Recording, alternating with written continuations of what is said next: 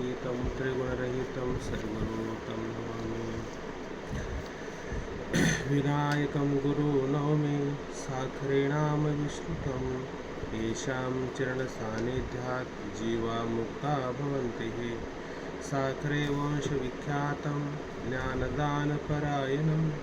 विनायकं गुरुवन्दे भवबन्धविमुक्तये।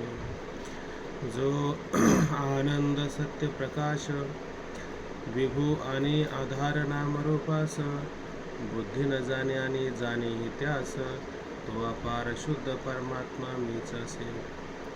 माझे अपार स्वरूप समुद्रावरती जणू तरंग ब्रह्मा विष्णू महेश गणपती, सूर्य चंद्र वरुण यम मिरविती, देवी कुबेरही तैसेची।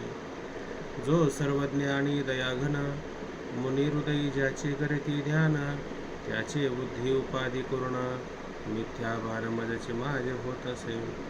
ज्याच्या अज्ञाने भाषे जगत, जसा दोरीवरी सर्प दिसत, परी दोही ठाई न सर्प जगत, ते स्वतंत्र आणि स्वयं ब्रह्म मीच असे। पुण्यपुरुषी सदैव निष्काम, बोध प्राप्ती कारणे भजावा राम, तो मीचाही आत्मा आप्तकाम, करेन मन कोण कराविना। कुंडलिक वरदाहरी विठ्ठल, श्री ज्ञानदेव तुकाराम, पंढरीनाथ भगवान की जय। माऊली ज्ञानेश्वर महाराज की जय। जगद्गुरु तुकाराम महाराज की जय। सब संत की जय।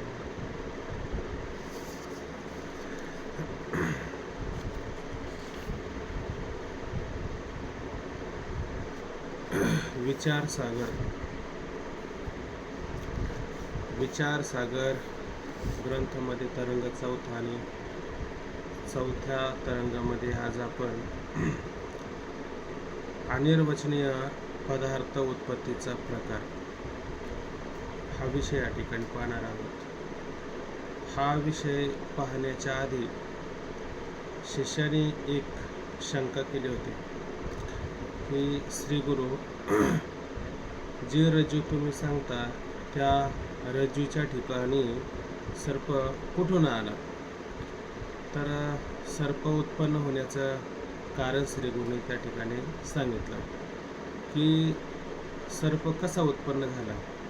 तर सर्प उत्पन्न होत असताना त्यामध्ये काही सामुग्री आपल्याला सांगितलेली आहे। मग ती सामुग्री सांगत असताना, विचार सांगत असताना सर्वात आधी काय होतं की आपली अंतःकरणाची जी वृत्ती असते, ती वृत्ती समोर असणाऱ्या वस्तूवरती जात असते। आता ती समोर असणारी वस्तू रज्जू असेल किंवा घट असेल, रज्जूवर सर्प का बसला हे सांगण्याकरता एक उदाहरण दिलं घटाचं। तर समजा तो घट आहे आणि त्या घटावरती दोन प्रकारची आवरणं असतात। एक आवरण असतं अंधकाराचं आणि एक आवरण असतं अज्ञानाचं। तर जे अंधकाराचं आवरण आहे, त्या अंधकाराच्या आवरणाच्या निवृत्तीकरता बाह्य जो प्रकाश असतो, त्या प्रकाशाची त्याला आवश्यकता त्या ठिकाणी असते। मग बाह्य प्रकाशाने त्या घटावर असणारे अंधकाराचं आवरण निवृत्त होतं। मग जर बाह्य प्रकाश जर नसता तर वृत्तीला अंधकाराचं जे अज्ञानाचं जे आवरण आहे ते मात्र निवृत्त करता आलं नसतं। भले ती वृत्ती चांगली जरी असेल किंवा डोळ्यामध्ये पाहण्याचं चांगलं सामर्थ्य जरी असेल आणि त्या वृत्तीमध्ये जरी चैतन्य अंश चांगलाही जरी त्या ठिकाणी पाहण्याचं सामर्थ्य असेल, तरी पण वृत्तीला त्या असणाऱ्या घटापर्यंत जाता आलं नसतं। मग काय केलं की तो बाह्य पदार्थ पाहत असताना पहिल्यांदा घाटावर असणारं जे अंधकाराचं आवरण आहे, त्या अंधकाराच्या आवरणाची निवृत्ती बाह्य प्रकाशाने झाली।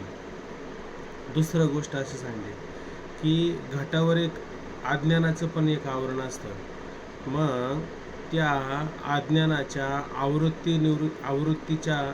अज्ञानाच्या आवरणाच्या निवृत्तीकरता अंतःकरणाची वृत्ती काय करते, त्या घाटापर्यंत जाते आणि घटाच्या आकाराची होते। आता वृत्ती जोपर्यंत घटाच्या आकाराची होत नाही तोपर्यंत त्या घटाचं मात्र आपल्याला ज्ञान होत नाही। का ज्ञान होत नाही घटाचं, तर ते आवरण त्या ठिकाणी आहे, म्हणून त्याचं ज्ञान त्या ठिकाणी होत नाही. मग आता घटावर सुद्धा अज्ञानाचं आवरण त्या ठिकाणी असतं, हे आपण काल सिद्ध केलं. आवरण असते हे कशावरून सिद्ध झालं, तर कोणी आप्तपुरुष जवळ येऊन बसलेला आहे, किंवा कोणी त्या ठिकाणी आपला मुलगा म्हणा तो जवळ येऊन बसलेला आहे आणि तो आपल्याकडे 1 पैसा मागत आहे. परंतु तो 1 पैसा मागत आहे, आपण त्याला नेत्रेंद्रियाने पाहिलेलं आहे, पण नेत्रेंद्रियाने पाहिलं असून सुद्धा वृत्ती मात्र, अंतःकरणाची वृत्ती मात्र त्या मुलाच्या आकाराची झालेली नाही. मग वृत्ती जर मुलाच्या आकाराची झाली नसेल, तर त्या ठिकाणी ते अज्ञानाचं आवरण आहे हे सिद्ध झालं की नाही? हे सिद्ध झालं. उदाहरणार्थ कसं समजून घ्या, की मुलगा शाळेत जाण्याकरता 1 पैसा मागत आहे वडिलांकडे, आणि वडील मात्र बुद्धिबळाच्या खेळामध्ये त्या ठिकाणी काय निमग्न झालेले आहे. मग वडील त्या बुद्धिबळाच्या खेळामध्ये निमग्न झाल्या असल्या कारणाने बराच वेळ झाला मुलगा पैसे मागून शेवटी आपल्या आईकडे गेला आणि आपल्या आईला सांगू लागला की मला पैसा दिला नाही. म्हणून आई नंतर त्या वडिलांना दोष देऊ लागली. तेव्हा ते वडील म्हणू लागले, त्याने माझ्याकडे कधी पैसा मागितला, त्याने माझ्याकडं कधी पैसा मागितला, असं म्हटल्याच्या नंतर तो नंतर सांगू लागला की माझं त्याच्याकडे काय नव्हतं, लक्ष नव्हतं. यावरून म्हणजे असं लक्षात घ्या की जसं तुकोबराय म्हणतात की जवळी नाही चित्त काय मांडिले प्रेत, म्हणजे त्याचं जर चित्त त्या गोष्टीमध्ये नसेल, त्या विषयामध्ये नसेल, तर ते कसं आहे प्रेताप्रमाणे, किंवा प्रेतीचा तो वायू गोड लागे मात जरी जाय चित्त मिळून या. जर आपल्या चित्तामध्ये वस्तू मात्र समोर नाही आहे, वस्तू समोर नसली तरी पण आहे का नाही, ती वस्तू समोर नसली तरी पण आपल्या मनामध्ये त्याच्याविषयी चांगलं भावना प्रेम असते का नाही, म्हणजे आपल्या चित्तामध्ये तो विषय त्या ठिकाणी असतो. मग हे चित्त जर तिथपर्यंत जावं वाटत असेल तर काय केलं पाहिजे आपण? चित्त जर तिथपर्यंत जावं वाटत असेल तर बाह्य इंद्रियाचा विषय त्या ठिकाणी आहे का? बाह्य इंद्रियाचा विषय नाही, खरं तर चित्ताचा म्हणजे वृत्तीचा त्या ठिकाणी विषय असतो. नेत्रेंद्रियाने वस्तू पाहिली, पण नेत्रेंद्रियाने वस्तू पाहून चालणार नाही, तर वृत्तीसुद्धा त्या आकाराची झाली पाहिजे. जोपर्यंत वृत्ती त्या आकाराची होत नाही तोपर्यंत त्याचं ज्ञान आपल्याला होईल का? तोपर्यंत त्याचं ज्ञान आपल्याला होणार नाही. यावरून काय लक्षात आलं? यावरून एक गोष्ट पक्की लक्षात आली की त्या वस्तूवरती म्हणजेच त्या घटावरती 2 प्रकारचे आवरणं असतात. एक आवरण असतं एक आवरण असतं अंधकाराचं आणि एक आवरण असतं अज्ञानाचं. ठीक आहे, आपल्याला 2 आवरणं लक्षात त्या ठिकाणी आले. आता बहुतेक लोकांना असं वाटतं की त्याने त्याच्या डोळ्याने आम्हाला पाहिलं तरी पण आमच्याकडे लक्ष दिलं नाही किंवा आम्हाला विचारलं नाही, तर असं सामान्य लोकांना वाटतं. पण तसं आहे का? तसं अजिबात नसतं. नुसतं नेत्रेंद्रियाने पाहून ज्ञान होतं असं मात्र निश्चित नसतं.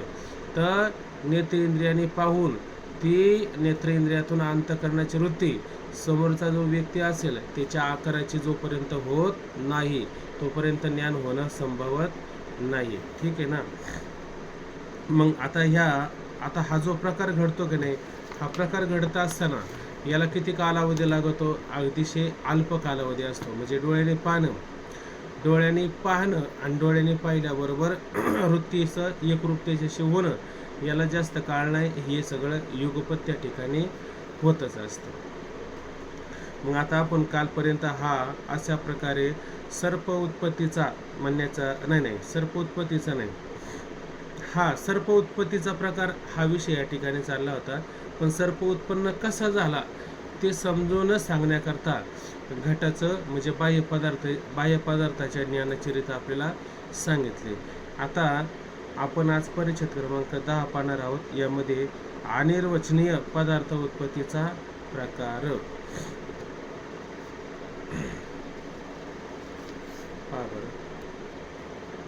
अनिर्वचनीय पदार्थ उत्पत्तीचा प्रकार. आता रज्जूवर ज्यावेळी सर्पभान होते त्यावेळी काय प्रकार होतो तो सांगतो. आता पहा, ज्यावेळेस रज्जूवर सर्पभान होते का नाही, रज्जू आहे आणि रज्जू पूर्ण प्रकाश नाही आणि पूर्ण अंधकार नाही, अशा देशाच्या किंवा अशा ठिकाणावरती त्या ठिकाणी रज्जू आहे.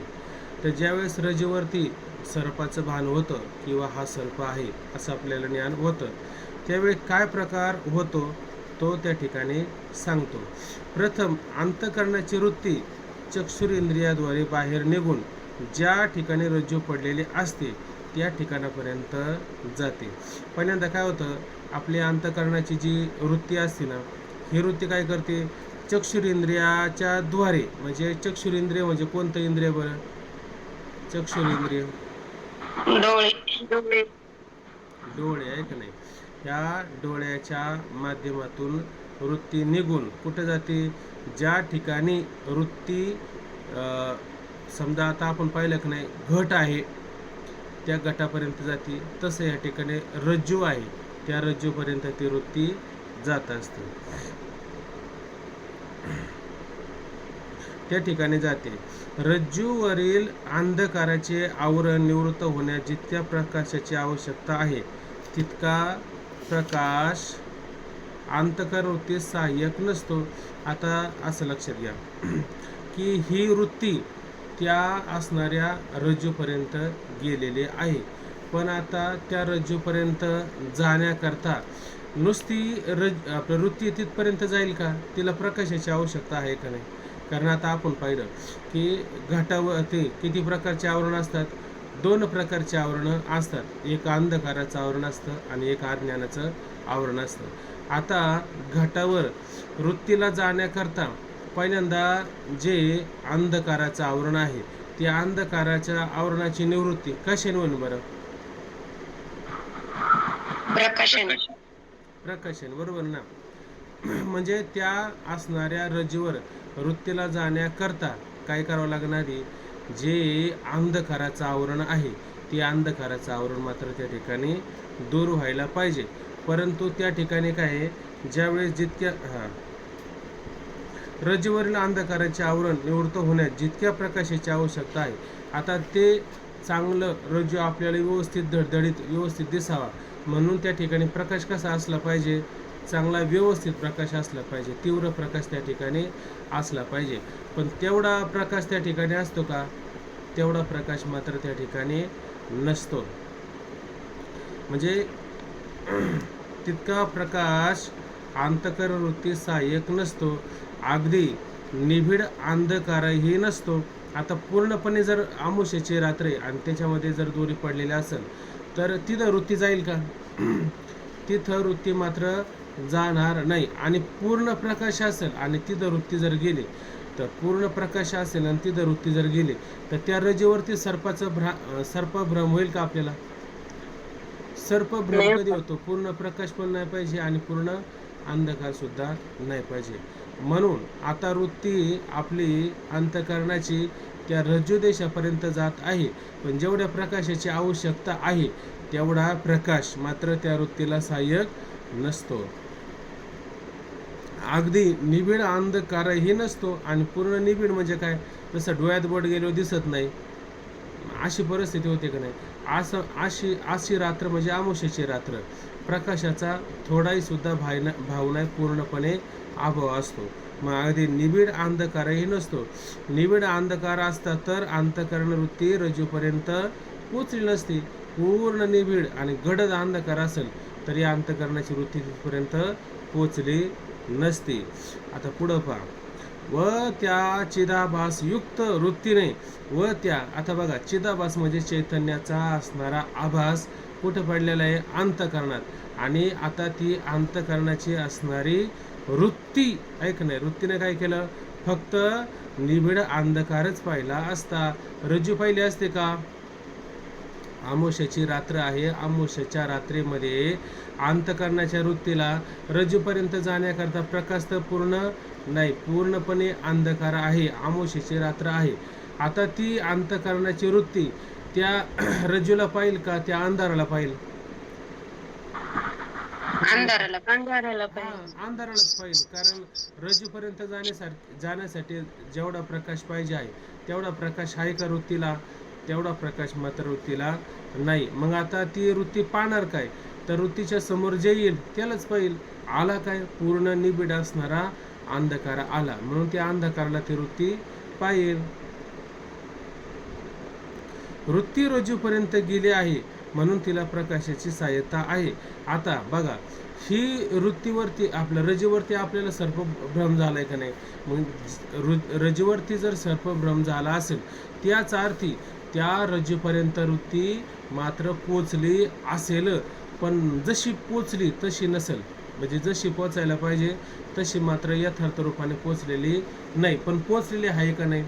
पूर्ण जर गडद अंधकार असता तर वृत्ती रज्जूपर्यंत पोचली असते का? नसती पोचली. ज्या अर्थी रज्जू वृत्तीपर्यंत पोचली आहे त्या अर्थी तिथं प्रकाश मात्र वृत्तीला सहाय्यक असला पाहिजे.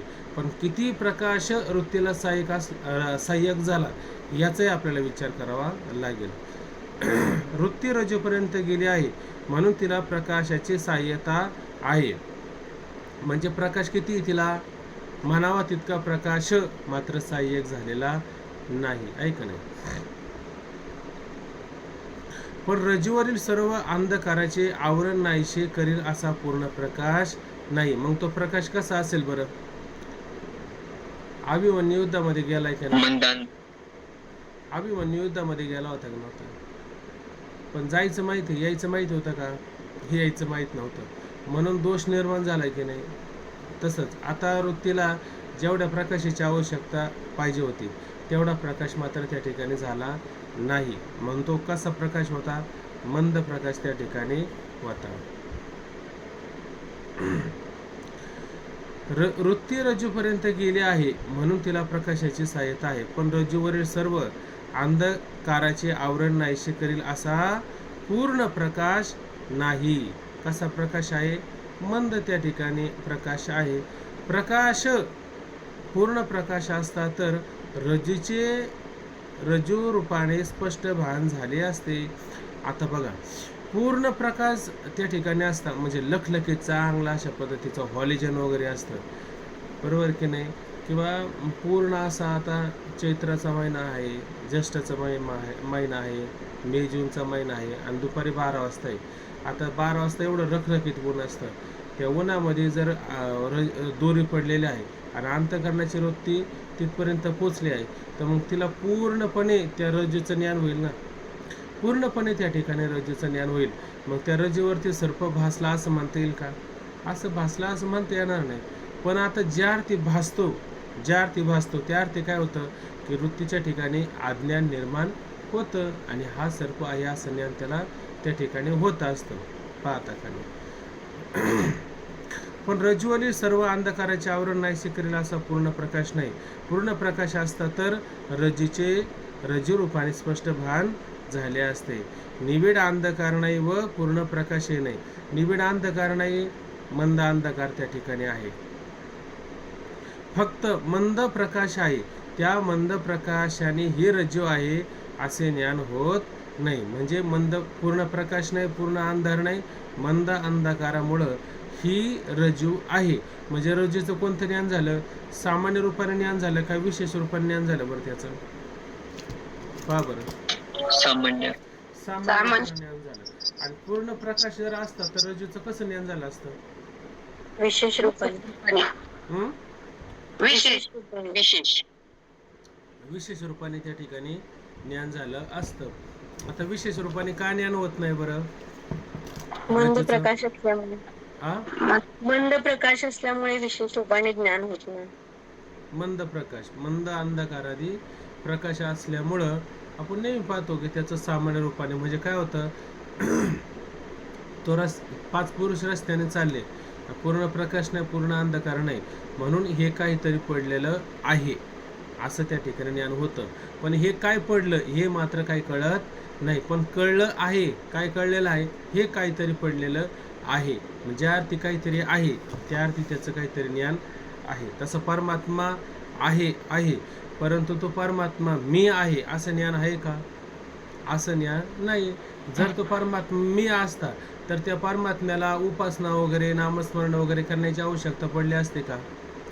जो मी आहे त्याचं त्याला वर्णन करायची काही गरज नाही, तो त्याचं स्वरूपच आहे. परंतु त्याला ते यथार्थ रूपाने कळतं का?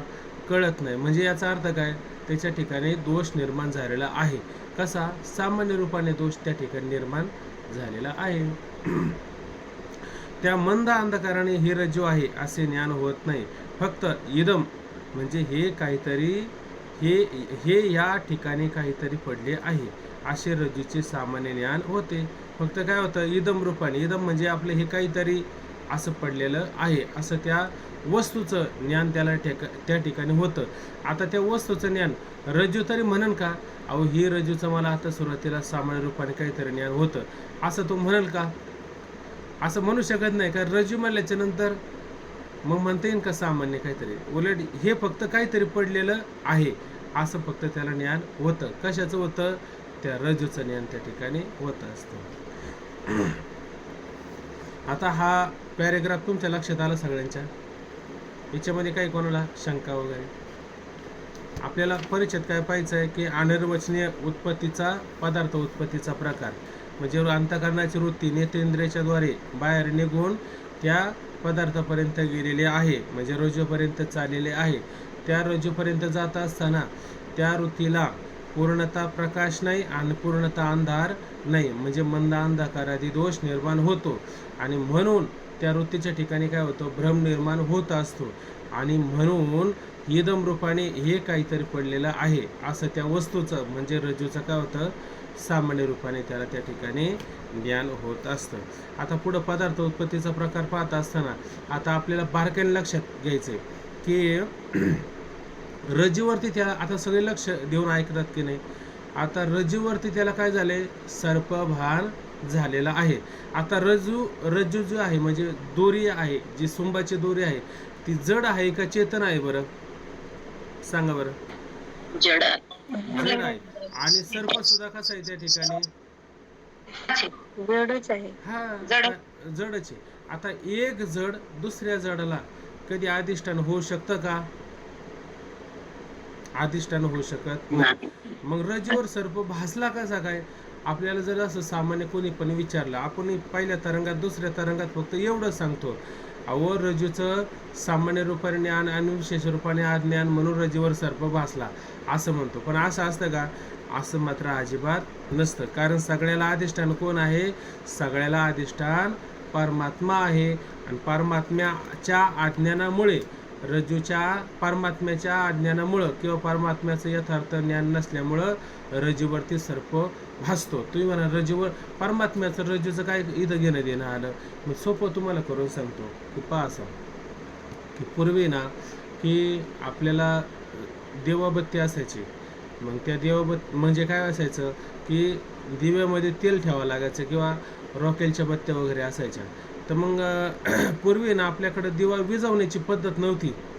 तुम्ही सगळे बारकाईने ऐकतात ना? दिवा विझवण्याची आपल्याकडे पद्धत नसायची. मग काय करायचं की दिवा झाकून ठेवायचा. काय करायचा? दिवा झाकून ठेवण्याची पद्धत असायची. बघा आता याच्यातून आपल्या लक्षात असं घ्यायचं की दिवा जोपर्यंत प्रकाशरूप होता, जेव्हा आपण पंचदशी वगैरे वाचू ना त्यामध्ये ही बारकाईने उदाहरणं आपल्याला पाहायला मिळतात. आता याच्यात असं लक्षात घ्यायचं, जोपर्यंत दिवा झाकलेला नव्हता तोपर्यंत तिथं घटपट मठ भांडी कोंडी खाणं पिणं घरदार सगळी लोक ह्या सगळ्याचं तो दिवा प्रकाशन करत होता का नव्हता? सगळ्याचं दिवा प्रकाशन करत होता ना? मग मग आता ज्या वेळेस तो दिवा झाकला, मग दिवा झाकल्याच्या नंतर बाकीच्या पदार्थाचं प्रकाशन होतंय का? बाकीच्या पदार्थाचं प्रकाशन होत नाही. म्हणजे जोपर्यंत प्रकाश आहे तोपर्यंत बाकीच्या म्हणजे जोपर्यंत दिवाचा प्रकाश आहे तोपर्यंत बाकी सर्व पदार्थाचं प्रकाशन होतं. दिवा जेव्हा झाकला तेव्हा बाकीच्या पदार्थाचं प्रकाशन होतं का? बाकीच्या पदार्थाचं मात्र प्रकाशन होत नाही. तो दिवा म्हणजे काय? दिवा म्हणजे परमात्मा. जोपर्यंत आपल्याला तो देवा झाकलेला म्हणजे परमात्मा झाकलेला आहे किंवा परमात्म्याचं पूर्णतः अज्ञान आहे, तोपर्यंत या बाकीच्या पदार्थाचं ज्ञान राहील का अज्ञान राहील? अज्ञान राहील ना. अज्ञान राहील. तो दिवा जर प्रकाशित झाला म्हणजे परमात्म्याचं यथार्थ ज्ञान झालं, तर बाकीचे पदार्थ सुद्धा काय होतात? प्रकाशित त्या ठिकाणी होत असतात. हे लक्षात घेतलं पाहिजे. पाहता आता असे पहा की अंतःकरणवृत्ती रज्जूजवळ गेली आहे. तिचे काम रज्जूवरील अज्ञानाचे आवरण नाश करण्याचे आहे. आता ही अंतःकरणाची वृत्ती कुठपर्यंत गेलेली आहे? रज्जूच्या जवळ अगदी गेलेली आहे. आता त्या वृत्तीचं काम काय आहे? वृत्ती काय करू शकते? अंधकाराचं आवरण निवृत्त करू शकते का अज्ञानाचं आवरण निवृत्त करू शकते? अज्ञानाचं आवरण ती वृत्ती निवृत्त करू शकते. बरोबर आहे का नाही? बर म्हणून रज्जूवरील अज्ञानाचं आवरण नाश करण्याचं आहे, परंतु योग्य प्रकाशाची तिला सहाय्यता नाही. म्हणून रज्जूवरील आवरणाचा नाश केला जात नाही. परंतु आता जेवढा प्रकाश तिला अपेक्षित आहे तेवढा प्रकाश आहे का? तेवढा प्रकाश पूर्ण नाही. म्हणजे मंद अंधकारादी दोष त्या ठिकाणी आहे. म्हणून जेवढ्या प्रकाशाची तिला सहाय्यता अपेक्षित आहे तेवढा प्रकाश मात्र त्या वृत्तीला प्राप्त होत नाही. म्हणून रज्जूवरील आवरणाचा नाश केला जात नाही. यामुळे रज्जूच्या विशेष रूपाचे अज्ञान कायम राहते. यामुळं काय होतं की जो रज्जू आहे त्या रज्जूचं विशेष रूपाने अज्ञान, विशेष रूपाने ज्ञान आहे का? विशेष रूपाने ज्ञान नाही. विशेष रूपाने काय त्या रज्जूचं अज्ञान आहे का नाही? आपण पाहिलं का नाही? सामान्य रूपाने ज्ञान आणि विशेष रूपाने अज्ञान. कशाचं अज्ञान असतं? विशेष रूपाने रज्जूचं मात्र अज्ञान असतं, आहे का नाही? आणि विशेष रूपाने कशाचं ज्ञान असतं? ज्ञान कशाचं असतं? सर्पाचं. म्हणून हा सर्प आहे असं म्हटलं ना. तो जर म्हटलं असतं ना ही रज्जूच आहे, मग त्या रज्जूचं विशेष रूपाने अज्ञान म्हणता आलं असतं का आपल्याला? म्हणता आलं नसतं. का म्हणता आलं नसतं? का म्हणता आलं नसतं? विशेष रूपाने ज्ञान झालं. त्या रज्जूचं विशेष रूपाने ज्ञान झाले, मग अज्ञान नाही राहत. मग अज्ञान कसं राहील त्या ठिकाणी? मग विशेष रूपाने रज्जूचं ज्ञान म्हणता आलं असतं. परंतु आता म्हणता आलं का? जेवढी प्रकाशाची आवश्यकता आहे तेवढा प्रकाश त्या वृत्तीला सहाय्यक झाला का? सहाय्यक झालेला नाही. म्हणून अशा पद्धतीनं त्या असणाऱ्या रज्जूचं विशेष रूपाने अज्ञान कायम राहतं. अज्ञान कायम राहिलं की बघा पुढं परिणाम काय होतो तो पण सांगतात.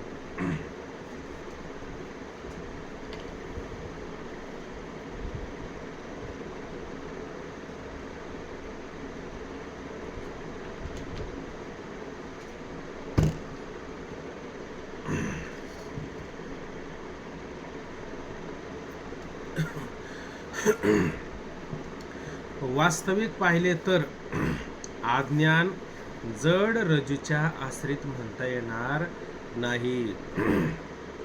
आता काय सांगितलं आपण? अज्ञान जड आहे का अज्ञान चेतन आहे? बघा बरं. अज्ञान जड आहे का अज्ञान चेतन आहे? जड आहे. अज्ञान त्या ठिकाणी कसे जड त्या ठिकाणी आहे. आणि रज्जू जड आहे का रज्जू चेतन आहे? रज्जू जड आहे. मग जड जडाला अधिष्ठान होईल का?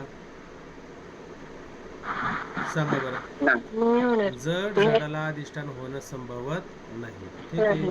आता वास्तविक पाहिलं म्हणजे खरोखर जर विचार करून पाहिलं तर अज्ञान कसं आहे? जड आहे. रज्जू त्या ठिकाणी हा अज्ञान जड रज्जूच्या आश्रित म्हणता येणार नाही. कारण वेदांत मतात सर्व व्यावहारिक पदार्थास ब्रह्मचैतन्य अधिष्ठान आहे. आता बघा म्हणता काय येणार नाही? कारण वेदांत मतात काय आहे? ब्रह्म सत्य जगन मिथ्या. ब्रह्म कसं आहे? सत्य आहे.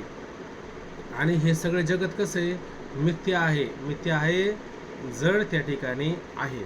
वेदांत मतात सर्व व्यावहारिक पदार्थास ब्रह्मचैतन्य अधिष्ठान आहे आणि त्या ब्रह्मचैतन्याच्या आश्रित त्रिगुणात्मक अज्ञान आहे. बघा आता असं विचार करायचा की वेदांत मतामध्ये सर्व जे व्यावहारिक पदार्थ आहे, बरोबर आहे की नाही, सगळे जे व्यावहारिक म्हणा किंवा प्रातिभाषिक म्हणा, या सगळ्याला अधिष्ठान कोण आहे? तर या सगळ्याला अधिष्ठान त्या ठिकाणी ब्रह्म त्या ठिकाणी आहे. जसं बघा आता की आपल्याला स्वप्न पडलं आणि स्वप्न पडल्याच्या नंतर त्या स्वप्नाची निवृत्ती जर करायची असेल तर आपल्याला ब्रह्मज्ञान प्राप्त करून घेतलं पाहिजे का जागं झालं पाहिजे? जागा जागं झालं पाहिजे, बरोबर आहे की नाही. म्हणजे जसं माऊली म्हणतात की नाही, स्वप्नीच्या घाया ओ खद चिवणी धनंजया. तर स्वप्नात झालेले घाव, त्या घावाला औषध काय आहे? तर जागं होणं हेच औषध आहे. बरं, म्हणजेच आता लक्षात काय घेतलं की जी प्रातिभाषिक सत्ता आहे ती प्रातिभाषिक सत्तेची निवृत्ती कशात होणार आहे? जसं रज्जूवरती आपल्याला सर्प भासला, सर्प हा कोणत्या सत्तेतला होता? व्यावहारिक सत्तेतला होता की प्रातिभाषिक सत्तेतला होता? का बरं? प्रातिभाषिक. तुम्ही म्हणाल आम्ही झोपलो नव्हतो, आम्हाला स्वप्न नाही पडलं. स्वप्नच पडावं असा काही आग्रह आहे का? मृगजळ काय स्वप्नामध्येच येतं का? जागेपणे आपल्याला दिसतं का नाही मृगजळ पण? दिसतं. मग ते कोणतं सत्तेतलं असतं? ते प्रातिभाषिक सत्तेतलं असतं. बरं, तसं आता स्वप्न हे प्रातिभाषिक सत्तेतलं आहे. मग त्या स्वप्नाच्या निवृत्तीकरता काय व्हावं लागेल? जागं व्हावं लागेल.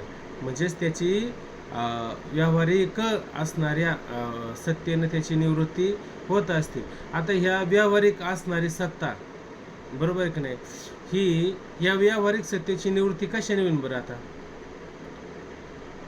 स्वप्नातल्या पारमार्थिक सत्तेचं ज्ञान झाल्यानंतर, पारमार्थिक सत्तेचं जेव्हा आपल्याला ज्ञान होईल तेव्हा व्यावहारिक सत्तेची निवृत्ती होते. व्यावहारिक सत्तेची निवृत्ती. आणि प्रातिभाषिक सत्तेची निवृत्ती कशाने होते? व्यावहारिक सत्तेचं ज्ञान. व्यावहारिक सत्तेची निवृत्ती कशाने होते? पारमार्थिक सत्तेने. पारमार्थिक सत्तेने. मग सगळ्यात श्रेष्ठ सत्ता कोणती आहे? पारमार्थिक. जोपर्यंत पारमार्थिक सत्तेचं ज्ञान होत नाही तोपर्यंत व्यावहारिक सत्ता किंवा प्रातिभाषिक सत्ता याची निवृत्ती होईल का? निवृत्ती होणार नाही. मग सगळ्याला अधिष्ठान कोणती सत्ता आहे? प्रातिभाषिक सत्ता, व्यावहारिक सत्ता का पारमार्थिक सत्ता? पारमार्थिक सत्ता सगळ्याला अधिष्ठान आहे. म्हणजे ब्रह्म सगळ्याला अधिष्ठान आहे. हे कळलं नाही आपल्याला या सत्तेवरून? तर मग आता वेदांत मतात सर्व व्यावहारिक पदार्थास ब्रह्मचैतन्य अधिष्ठान आहे आणि त्या ब्रह्मचैतन्याचे आश्रित त्रिगुणात्मक अज्ञान आहे. आता ते जे ब्रह्मचैतन्य आहे का नाही, त्याच्या आश्रयाने, त्याच्या आधारावरती त्रिगुणात्मक अज्ञान आहे. अज्ञान कसं असतं? त्रिगुणात्मक सत्व, रज, तम. हे कोणते गुण आहे? मायेचे म्हणा, प्रकृतीचे म्हणा, प्रधान असणारे प्रकृती, अचिंत्य शक्ती वगैरे, हे सगळे काय आहे? मायेचे त्या ठिकाणी गुण आहे. आणि कुठं राहतात? कशाच्या आश्रयाने राहतात? गुण तर जड आहे का गुण त्या ठिकाणी चेतन आहे? बघा बरं, गुण जड आहे का चेतन आहे? जड आहे का नाही?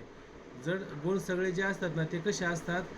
जड त्या ठिकाणी असतात, आहे का नाही? मग ते जड असल्या कारणाने ते कशाच्या आधारावर राहतील का? ते दुसऱ्याच्या कशाचा आधार घेतील का? आधार घ्यायला मात्र दुसरं कोणी नाही. मग त्या सगळ्या त्यांना जर आश्रय घ्यायचा जर झालं तर कशाचा आश्रय घेतील? ब्रह्मचैतन्याचा आश्रय त्या ठिकाणी घेतील. मग कोणते गुण आहे? सत्व, रज आणि तम. हे किती आहेत? 3 प्रकारचे गुण आहेत. आणि ते कशाच्या आश्रयात राहतात? ते कशाच्या आश्रयात राहतात? तर ब्रह्मचैतन्याच्या आश्रय त्या ठिकाणी राहत असतात. ठीक आहे. त्या ब्रह्मचैतन्याच्या आश्रित त्रिगुणात्मक अज्ञान आहे. त्या चैतन्य आश्रित अज्ञानासच बघा, आता ते चैतन्य आश्रित असणारे कोण आहे? सत्व, रज आणि तम. हे त्रिगुणात्मक अज्ञान आहे का नाही? ते कुठे राहतात? चैतन्याच्या आश्रित अज्ञानासच काय म्हणतो आपण? माया, प्रकृती, अविद्या वगैरे नावे आहेत. त्याला काय काय? अविद्या आहे, माया आहे, प्रकृती आहे, अचिंत्य आहे, शक्ती आहे, अज्ञान आहे. कितीतरी त्याला त्या ठिकाणी नावं येऊन जात असतात. अशी त्या सगळ्याला नावं, ह्या 3च गुणाला बरं का, हे 3 गुण असतात ना, या 3ला त्या ठिकाणी अशी वेगवेगळी नावं आलेली आहेत. त्या सर्व पदार्थांना चैतन्य अधिष्ठान आहे असे म्हटले पाहिजे. आता बघा, ह्या असे असणारे जे पदार्थ असे असणारे जे जड गुण आहे का नाही, मग ह्या गुणापासूनच रज्जू नसन झाली का, आणि ह्या गुणापासूनच त्या ठिकाणी सर्प नसन झाला का? पहा बरं, रज्जू निर्माण झाली तर रज्जू निर्माण होत असताना ही रज्जू कशी काय निर्माण झाली? तर समजा आता असं बघा की परमात्म्याच्या आश्रित त्रिगुणात्मक म्हणजे माया आहे का नाही, म्हणून मायेपासून काय काय निर्माण झालं, म्हणजे पंचमहाभूत निर्माण झाले का नाही.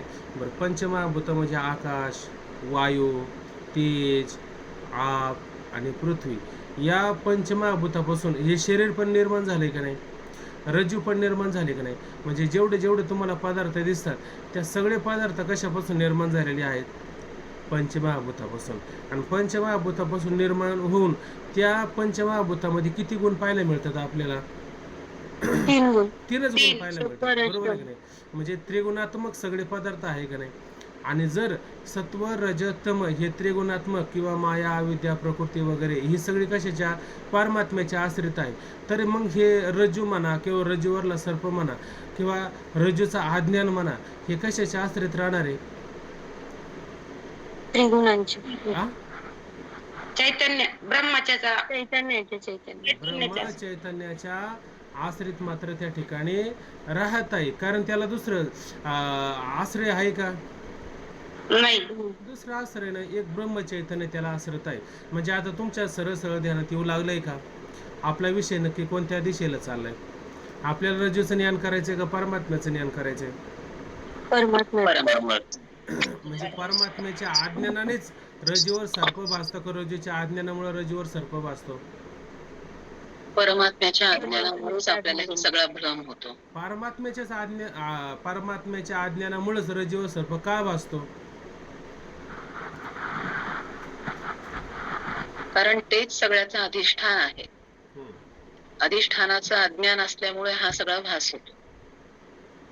एवढं इथपर्यंत लक्षात आलं सगळ्यांच्या? आता ज्यांचे व्हिडिओ चालू आहे जे बोलतात तेवढं मला लक्षात येतं. आता ज्यांचं काहीच बोललं नाही ते मला लक्षात येत नाही. बघा आता खाली पहा, त्या ब्रह्म चैतन्याच्या आश्रित त्रिगुणात्मक अज्ञान आहे. त्या चैतन्य आश्रित अज्ञानासच काय माया प्रकृती अविद्या वगैरे नावे आहेत. त्या सर्व पदार्थांना चैतन्य अधिष्ठान आहे असे म्हटले पाहिजे. आता त्या सगळ्या पदार्थांना चैतन्यच अधिष्ठान आहे असे म्हटले पाहिजे, सगळ्या पदार्थांना. कारण हे तिन्ही गुण अज्ञान अविद्या प्रकृती माया सगळे परमात्म्याच्या आश्रित आहे. आणि त्या मायेच्या आश्रित हे सगळे पदार्थ व्यावहारिक सत्ता प्रातिभाषिक सत्ता कुठे असणारी हे सगळे चैतन्याच्या आश्रित आहे. म्हणून लक्षात काय आलं की सगळं चैतन्याच्या आश्रितच आहे असा निर्णय झाला. म्हणून असे म्हटले पाहिजे मग रज्जूसही चैतन्याचे अधिष्ठान आहे. आणि रज्जूला सुद्धा काय आहे? चैतन्यच त्या ठिकाणी अधिष्ठान आहे. ज्या पदार्थाच्या ठिकाणीच आता त्या दिवशी आपण पाहिलं की नाही, कालच मला वाटतं हे उदाहरण गेलं की ती बाई आहे, तिच्या डोक्यावरती घट आहे, कमरेवरती मूल आहे. आपण पाहतो की त्या घटाला म्हणा किंवा त्या बाईला त्या मुलाला म्हणा सगळ्याला आधार बाई आहे असं वाटतं. पण वास्तविक पाहिलं तर त्या बाईसहित घट अथवा तो मुलगा आणि ती बाई तिला आधार कोण आहे? ज्या फळ्यावर चित्र काढलं तो फळा आधार आहे, बरोबर आहे की नाही. तसं रज्जू म्हणा, रज्जूचं अज्ञान म्हणा, अज्ञानाचं कार्य तो सर्प म्हणा, ते त्रिगुणात्मक म्हणा, माया प्रकृती अविद्या म्हणा, हे सगळं कसं आहे? जड आहे. आणि त्या सगळ्याला अधिष्ठान ब्रह्मचैतन्यच आहे असं निश्चित त्या ठिकाणी झालं.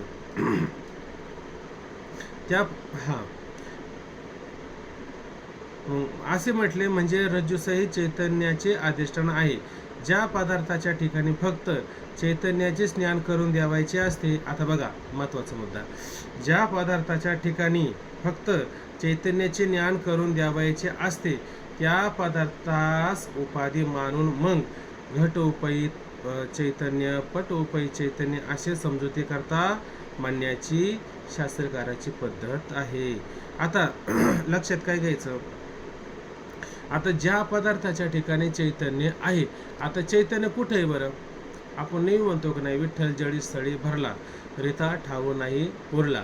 परमात्मा कुठं कुठं भरलेला आहे? शून्य स्थावर जंगम व्यापुनी राहिलं सगळं. परमात्मा सारीकडं भरलेला आहे. पण आता सर्वत्र परमात्मा भरलेला आहे, ही गोष्ट ठीक आहे. परंतु तो परमात्मा सगळीकडे भरला, पण त्याला नाव कसं द्यायचं बरं? त्याला काहीतरी, आता हे आकाश आहे, ह्या आकाशाला आपण पाहतो की नाही, सगळीकडे आकाश आहे, घाटात आहे, पटात आहे, माठात आहे, सगळीकडे आकाश आहे. मग आकाशाचं वर्णन करता असताना समजा भिंत आहे, भिंतीमध्ये खिळा ठोकतो की नाही आपण, मग ज्या अर्थी भिंतीमध्ये खिळा ठोकला गेला, तो खिळा ठोकण्याकरता तेवढी पोकळी निर्माण झाली का नाही? तेवढी पोकळी निर्माण झाली. ते कोणतं आकाश आहे? महाआकाश आहे. किंवा आपण पार तापवतो की नाही, मग ती पार तापवतो एका टोकाला आणि गरम होते एका टोकाला. आपण त्या पारीला मागच्या टोकाला जर धरायचं म्हणलं तरी हातामध्ये फडकं वगैरे घेतो आणि ते पारीला धरायचा प्रयत्न करतो. का? तेवढी ती गरम झालेली असते. आता गरम व्हायचं काय कारण आहे का? तापवलं पुढल्या टोकाला आणि ऊर्जा कुठं आली, गरम कुठं झाली? मागच्या टोकाला. मग ज्या मागच्या टोकाला ज्या अर्थी गरम होते, तेवढी ती समोरची ऊर्जा येण्याकरता तेवढी तरी पोकळी आपल्याला मानावं लागेल का नाही? अनुमानाने, तर्काने. आता काल आपण 1-2 दिवसापूर्वी त्या पाकळ्यांना छेद पडला, बरोबर आहे का नाही? पहिल्या पाकळीला छेद झाल्याशिवाय दुसऱ्या पाकळीला छेद होत नाही, हे अनुमानाने आपल्याला कळतं का नाही? तसं ज्या अर्थी पुढं पार गरम झाली, त्या अर्थी मागं ऊर्जा येण्याकरता तेवढी सूक्ष्म पोकळी मानली पाहिजे का नाही? तेच महाआकाश आहे, बरोबर आहे का नाही? मग हे असं आकाश कुठं कुठे सगळीकडे भरले, तसं परमात्मा कुठं कुठं भरलाय. उलट ह्या आकाशाचं वर्णन करताना माऊली म्हणतात, हे आकाश सुद्धा त्याच्यातून गाळून घेतलेलं आहे. विश्व पट ब्रह्मद्वारा आहे का नाही? विश्वपट इतका तो पट मोठा आहे, त्या पटातून म्हणजे त्या कापडातून आकाश गाळून घेतलेलं आहे. मग आकाश किती असेल बरं त्या पटाच्या पुढं? म्हणजे तो परमात्मा किती असेल? इतका व्यापक असणारा परमात्मा त्या ठिकाणी आहे. मग आता आपल्याला काय लक्षात घ्यायचं? त्या परमात्म्याला नाव द्यायचं. आता त्या परमात्म्याला कसं नाव देणार बरं? घटात आकाश आलं की तुम्ही काय म्हणता? घट आकाश. आणि पटात आकाश आलं की त्याला काय म्हणता? पट आकाश. आता ह्या घरे मठे, या मठात आकाश आलं त्याला मठ आकाश तुम्ही असं म्हणता. तसं त्या परमात्म्याला सुद्धा काय उपाधी द्यावा लागते. काय उपाधी दिली? आता हे काय स्वप्न, इथं पण परमात्मा आहे का नाही? मग इथं परमात्मा आहे, मग याला नाव काय द्यायचं परमात्म्याला? स्वप्नर उपहित, ही चावी उपहित, ग्रंथ उपहित, बाटली उपहित, पट उपहित, मट उपहित, घट उपहित, असं त्याला नाव द्यावं लागत आहे का नाही? आणि हे उपाधी लावावं लागते त्याला. आणि उपाधी नेहमी कशी असते? उपाधीचं वर्णन करता असताना, विशेषणाचं वर्णन करता असताना हाय का प्रक्रिया लक्षात? विशेषण म्हणजे काय असतं, उपाधी म्हणजे काय असतं, आहे का नाही? आपण वेगळे राहून दुसऱ्याचं ज्ञान करून देते तेव्हा त्याला त्या ठिकाणी काय म्हणायचं? उपाधी असं म्हणायचं, आहे का नाही? उपाधी काय करते? आपण वेगळे राहून दुसऱ्याचं ज्ञान करून देत असते तेव्हा ते नेहमी कशी असते? उपाधी उपहित रूपाने चैतन्याचं ज्ञान करून देते. आणि विशेषण असतं तेव्हा ते काय करतं? आपल्या सहित दुसऱ्याचं ज्ञान करून देत असतं, त्याला विशेषण असं म्हटलं जातं. म्हणून घट काय करतो? आपण वेगळे राहून दुसऱ्याचं ज्ञान करून देतो तेव्हा त्याला घट उपहित, पट उपहित, मट उपहित असं त्या ठिकाणी म्हटलं जातं. कशासाठी हे सगळं चाललंय? घट उपहित, पट उपहित असं का म्हणतो आपण? कशाचं ज्ञान करून द्यायचं आपल्याला? चैतन्याचं आपल्याला काय करायचंय? ज्ञान करून द्यायचं आहे. म्हणून चैतन्याचं असं सांगता येईल का? नाव वगैरे त्याला उपजल्या बालकाशी नाव नाही त्यापाशी ठेवल्या नावाशी ओध येतं उठे. त्याला जे नाव ठेवाल तसं ते ओध येतं का नाही? तसं ह्या चैतन्याला आता काहीतरी नाव द्यायचंय. चैतन्याला नाव द्यायला तिथं शब्द तरी पोचतो का? चैतन्याला जर काही नाव द्यायचं असेल तिथं शब्द तर गेला पाहिजे ना, आहे का नाही? तिथं शब्द वगैरे जात नाही. म्हणून आता आपण आपल्या बुद्धीच्या जोरावरती त्याला काहीतरी नाव द्यायचा प्रयत्न करतो. म्हणून आता त्याला नाव द्यायचं काय? घटापाशी चैतन्य आहे, घट उपहित, पटापाशी चैतन्य आहे, पट उपहित, अशी त्या चैतन्याला आपण नावं देत असतो. अशी समजोती करता म्हणण्याची शास्त्रकाराची पद्धत आहे. हे समजोती करताय वास्तविक पाहिलं त्याला नाव रूप आहे का? त्याला नाव रूप वगैरे काही त्या ठिकाणी नाही. त्याला गुण जर एखादा असता तरी पण त्याला नाव देता आलं असतं, पण त्याच्या ठिकाणी तो नाव नाही, रूप नाही, कोणत्या प्रकारचं गुण सुद्धा नाही. परंतु आता ते एक नाव द्यायचं म्हणून एक पद्धत तयार केली. ही अशी पद्धत समजून देण्याची शास्त्रकाराची असते. खाली पाहता त्याप्रमाणे अज्ञानाचे आवरण वास्तविक रजूच्या ठिकाणी नाही, ते रज उपहित चैतन्याच्या ठिकाणीच आहे. आता हे या सगळ्या गोष्टीवरून आपल्या लक्षात काय आलं की अज्ञानाचं आवरण रजूच्या ठिकाणी आहे का? रजूच्या ठिकाणी नाही. तर अज्ञान कुठे आहे? रज उपहित चैतन्य. रज उपहित चैतन्य म्हणजे कुठलं चैतन्य हो? सांगा बरं, निश्चित मानस सांगा. रज उपहित चैतन्य म्हणजे कुठलं चैतन्य? रजू चैतन्य. आ रजू चैतन्य. रजू चैतन्य. कसं रजू चैतन्य? अहो रज्जू ज्या चैतन्य काय पदार्थाचा म्हणायचं? रज्जूच्या जवळ असलेलं चैतन्य. रज्जू उपहित म्हणजे कुठं? रज्जूने त्याची ओळख करून दिली का नाही? आता ही चावी आहे, या चावीनं पण चैतन्याची ओळख करून दिली का नाही? हा पेन आहे, पेनाने पण ओळख करून दिली का नाही? तशी जिथं रज्जू पडलेली, दोरी पडलेली, तर त्या रज्जू, त्याला दोरीला तुम्ही रज्जू म्हणताय का नाही? मग तिथं असणारं चैतन्य, तुम्ही त्या चैतन्याला काय म्हणाल? रजूच्या जवळचे चैतन्य. हा, कोणतं चैतन्य म्हणायचं? रजूच्या जवळचे रज्जू उपाधी झाली का त्याला? रजूच्या रज्जू चैतन्य कसं म्हणायचं? नाही नाही, चैतन्यामुळं, चैतन्याच्या रजूमुळं, रजू भासला कसा आपल्याला चैतन्याच्या ह्याच्यामुळं, म्हणजे त्याच्या ठिकाणी, रजूच्या ठिकाणी चैतन्य आहे ना. हा, पण त्याला कोणतं रज्जू, त्याला उपाधी झाली का चैतन्याला? नाही, घटाच्या ठिकाणी आपण कसं घट चैतन्य म्हणतो, हा, पण तुम्ही मला आता असं नाही म्हणले म्हणायचं, घटाच्या ठिकाणी. आता मी काय म्हणलं, ही चावी आहे, ही चावीला काय म्हणाल तुम्ही? चावी उपहित. मग चावी त्याला उपाधी झाली का नाही?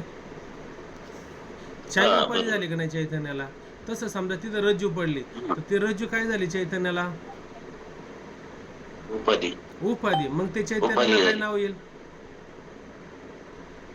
रजू उपाधी चैतन्य. रज्जू उपहित चैतन्य असं त्याला त्या ठिकाणी काय येईल? नाव येईल. आहे का नाही? अज्ञान रज्जूच्या ठिकाणी आहे का चैतन्याच्या ठिकाणी आहे? आपल्याला अज्ञान रज्जूच्या. चैतन्याच्या. चैतन्याच्या ठिकाणी आपल्याला अज्ञान आहे, हे आपल्याला लक्षात घ्यायचं आहे. ठीक आहे ना? बघा आता त्याप्रमाणे अज्ञानाचे आवरण वास्तविक रज्जूच्या ठिकाणी नाही, हे सगळं लक्षात आले का नाही?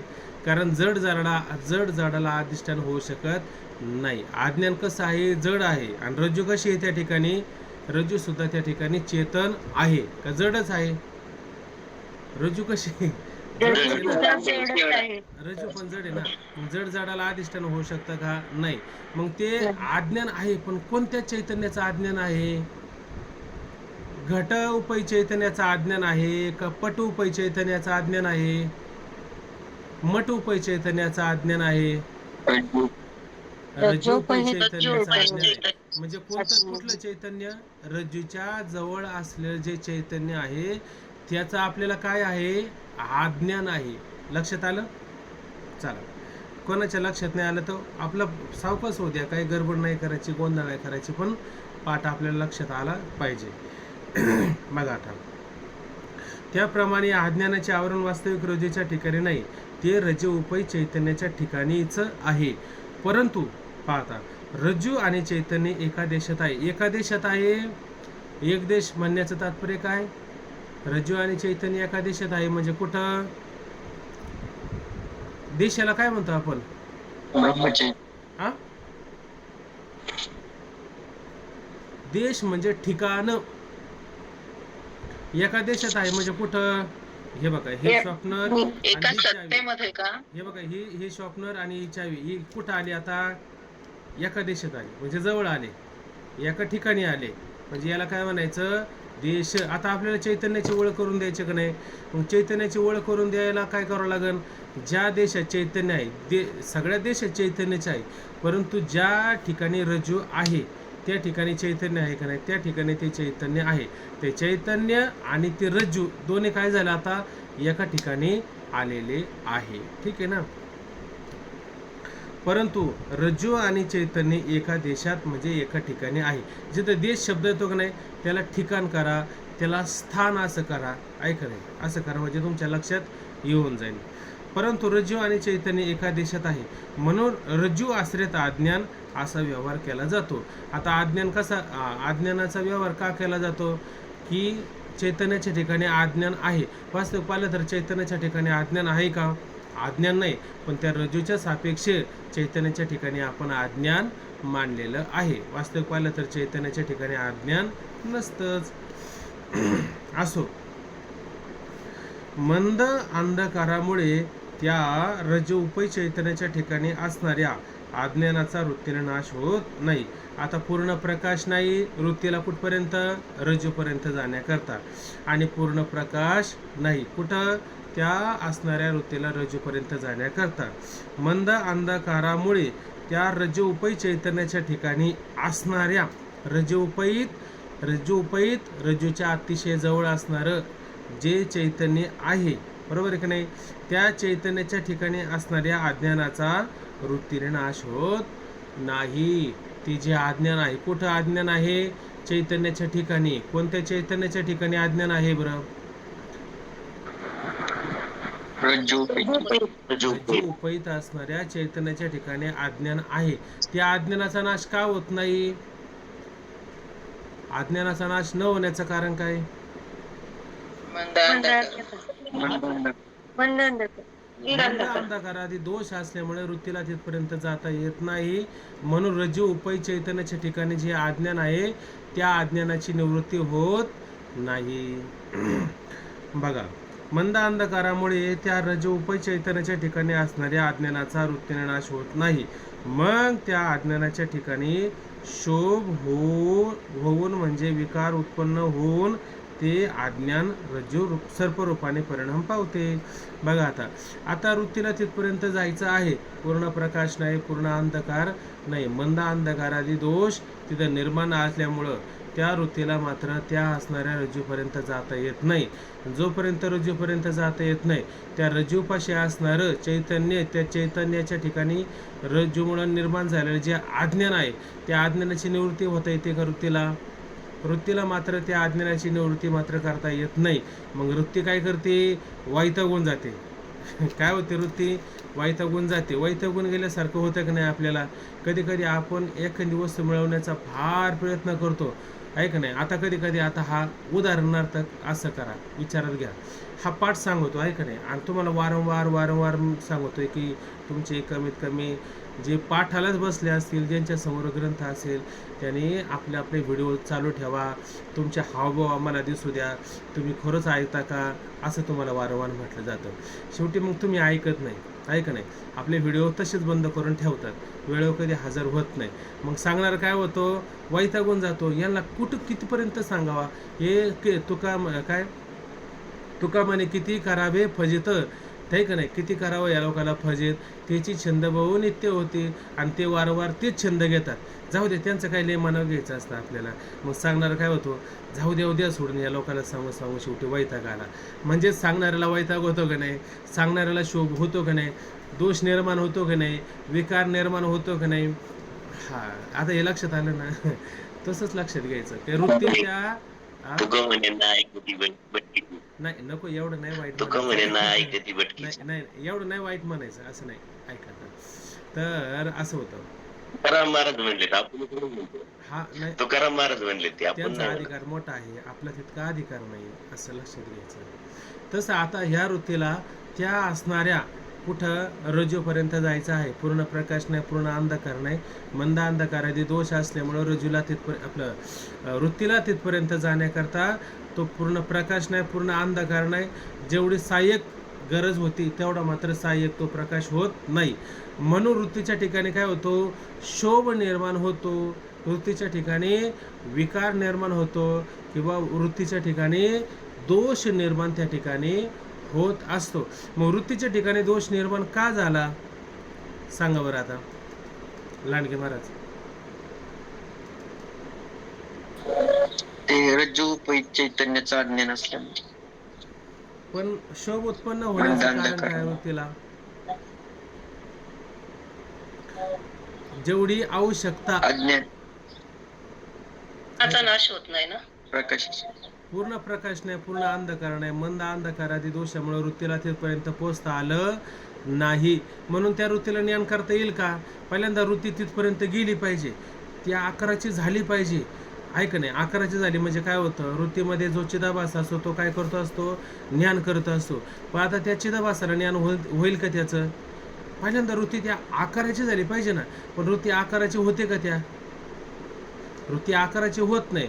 का होत नाही? जेवढी तिला प्रकाशाची आवश्यकता आहे तेवढा प्रकाश नाही, पूर्ण अंधकार सुद्धा नाही. मनोवृत्तीच्या ठिकाणी काय होतो, शोभ उत्पन्न होतो, विकार उत्पन्न होत असतो. शोभ होऊन म्हणजे विकार उत्पन्न होऊन ते अज्ञान सर्परूपाने परिणाम पावते. आता कशामुळं अज्ञान निर्माण झालं? अज्ञान निर्माण झालं ऐक नाही, कारण यथार्थ तिथपर्यंत जाता आलं नाही, म्हणून त्या ठिकाणी काय झाला, शोभ विकार उत्पन्न झाला. आणि ते असणारं अज्ञान, अज्ञान कोणतं असतं बरं? अज्ञान लक्षात आलं का नाही? कसं अज्ञान आहे बरं?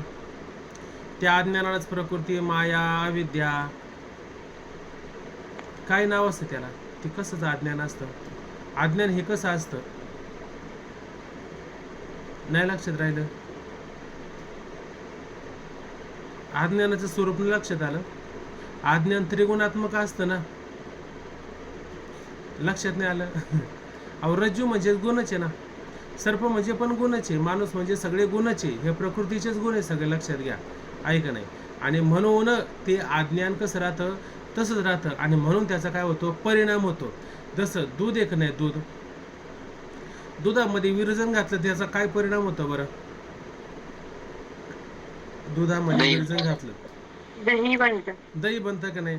म्हणजे दही दूध हे दही, दुधापासून दही झालं का नाही? मग हे काय झाला, दुधाचंच दही झालं, म्हणजे हा परिणाम त्या ठिकाणी झाला का नाही? हा परिणाम त्या ठिकाणी झाला. तसं आता त्या रज्जूचे यथार्थ ज्ञान न होता आहे का नाही, अज्ञान राहिल्यामुळे त्याचा परिणाम काय झाला? परिणाम काय झाला तर सर्प हा परिणाम झाला त्याचा, बरोबर आहे की नाही? एखाद्याला आपण चांगलं सांगण्याचा प्रयत्न करतो पण तो ऐकत नाही. त्याला शाळेत जा, त्याला अमुक कर, त्याला तमुक कर हे सांगतोय की नाही, पण तो ऐकून आपलं सांगितलेलं आपलं ऐकत नाही. मग त्याचा परिणाम पुढं काय होतो? काहीतरी परिणाम दुसरा विपरीत होतो का नाही? विपरीत होतो. तसं आता रज्जूचं यथार्थ ज्ञान झालं असतं तर सर्प हा विपरीत परिणाम झाला असता का?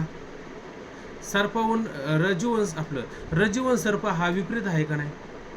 विपरीत, वेगळा परिणाम झाला का नाही? वेगळा परिणाम त्या ठिकाणी झाला. बघा आता वेळ आहे ना अजून आपल्याकडे, 1-5 मिनिट. एवढा पॅरेग्राफ आपण इकडचा पाहू वाटला तर बघा आता. मग शोभ म्हणजे विकार उत्पन्न होऊन ते अज्ञान सर्प रूपाने परिणाम पावते. आता तो अज्ञान कार्य सर्प व्यावहारिक सत मानावा तर रज्जू ज्ञानाने त्याचा बाध होतो. ऐक नाही. आता तो अज्ञान कार्य काय असणारा सर्प तो व्यावहारिक सत मानता येईल का? सर्पाला सत मानता येणार नाही, कारण सत मानावं जर गेलं, सत मानायला जर गेलं आणि कोणी जर कंदील आणला ऐका नाही आणि त्या रज्जूवरती त्या ठिकाणी दाखवला तर तुम्हाला सर्प आहे असं ज्ञान होईल का? होणार नाही. तुम्ही काय म्हणाल, मला भान झालं, मला असं भ्रम झाला होता म्हणून हा सर्प आहे असं वाटत होतं, पण आता हा सर्प नाही, हा काय आहे, रज्जू आहे असं आपल्याला ज्ञान होईल का नाही? असं आपल्याला त्या ठिकाणी ज्ञान होईल.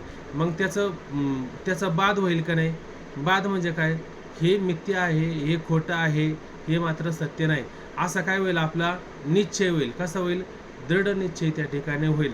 म्हणजे दृढ निश्चय त्या ठिकाणी काय म्हणायचं, बाध असं त्या ठिकाणी म्हणायचं.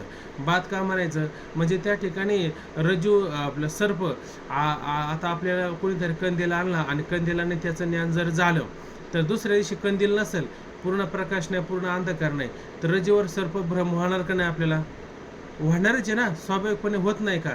ज्ञानी झाला तरी त्याला मिरच्याच्या वाजरा ठसका येतोच ना, तसं ज्ञानी जरी झाला तरी त्याला रज्जूवर सर्प भासेल, पण तो म्हणेल का आता हा सर्प आहे?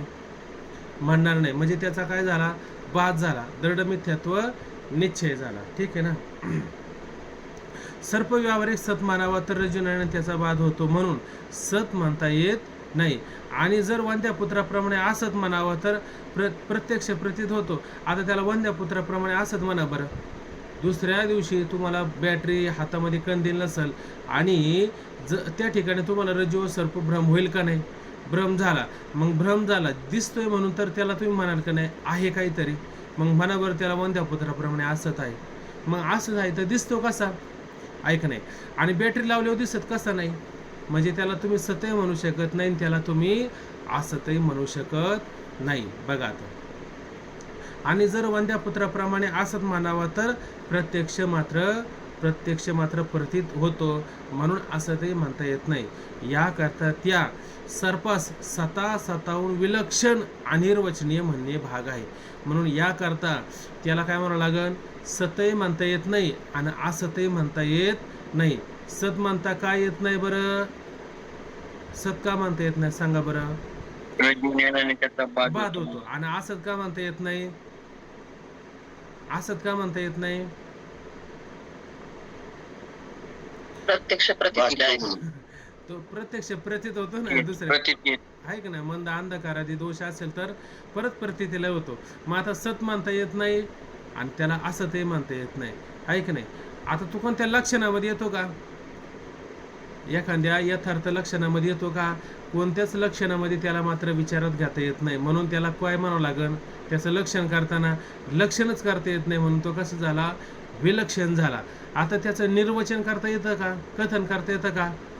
कथन करता येत नाही, आहे का नाही? आणि कथन करता येत नाही, पण कथन तर करावं लागणार आहेचे, म्हणून ते कसं झालं? अनिर्वचनीय, आहे का नाही? म्हणून कसं झाला? स्वतःहून विलक्षण अनिर्वचनीय म्हणणे भाग आहे. दुसरा मार्गच नाही. आता याला दुसरा मार्ग आहे का? सत्ख्यातीचा मार्ग आहे का? असत्ख्यातीचा मार्ग आहे का? आत्मख्यातीचा, आख्यातीचा, या काही अन्यथा ख्यातीचा, एकाचाही विचारात याचा मात्र निर्णय लागत नाही. फक्त अनिर्वचनीय ख्यातीमध्ये असाच त्याचा निर्णय लावावा लागन, याच्यापेक्षा दुसरा मार्गच नाही. याचप्रमाणे शिंपीच्या ठिकाणी रूपे किंवा स्थानूच्या ठिकाणी पुरुष हे अनिर्वचनीय उत्पन्न होतात. याचप्रमाणे शिंपीच्या ठिकाणी काय निर्माण होतं? शिंपीच्या ठिकाणी सर्पाची उत्पत्ती होत असते, बरोबर ना? नाही. रजताची उत्पत्ती होत असते. ती कशी होते? अनिर्वचनीय होते. स्थानवरला पुरुष अनिर्वचनीय, मरुभूमीत मृगजळ अनिर्वचनीय, हे सारे उत्पन्न होत असतात. अशी अनिर्वचनीय ख्यातीमध्ये पदार्थ उत्पत्तीची रीत आहे. अशी अनिर्वचनीय ख्याती, कोणाची ख्याती? ही अनिर्वचनीय ख्याती लक्षात आहे? शंकराचार्य आणि व्यासांची असणारी अनिर्वचनीय ख्याती आहे. म्हणून तर तुकोबराय म्हणतात, रज्जू सर्पाकार भासेले जगडंबर. अनिर्वचनीय ख्याती तुकोबराय वारंवार प्रतीत करून सांगत असतात. अशी अनिर्वचनीय ख्यातीमध्ये पदार्थ उत्पत्तीची रीत मानतात.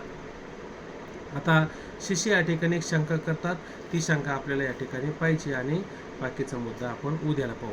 शिष्य, महाराज, सर्पाची अनिर्वचनीय उत्पत्ती कशी होते हे समजले. कशी होते हे पण कळालं. अज्ञान कुठं होतं? रज्जू उपय चैतन्याच्या ठिकाणी असणारं अज्ञान आहे. ते अज्ञान का कायम राहतं? पूर्ण प्रकाश नाही, पूर्ण अंधकार नाही, वृत्तीला तिथपर्यंत पोचता येत नाही. वृत्तीच्या ठिकाणी शोभ विकार उत्पन्न होतो आणि म्हणून हा सर्प आहे असं तो त्या ठिकाणी विचार करून राहतो. आणि मग तो सर्प सतही म्हणता येत नाही आणि असतही म्हणता येत नाही, त्याला स्वतःहून विलक्षण म्हणावं लागतं. अशी अनिर्वचनीय सर्पाची उत्पत्ती होते, हे आम्हाला चांगल्या प्रकारे कळालं. त्याच्या उत्पत्तीची साधन सामुग्री म्हणजे काय?